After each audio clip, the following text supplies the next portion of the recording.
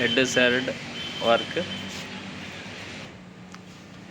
Head side design CNC work టేకుడ్లా తయారైంది.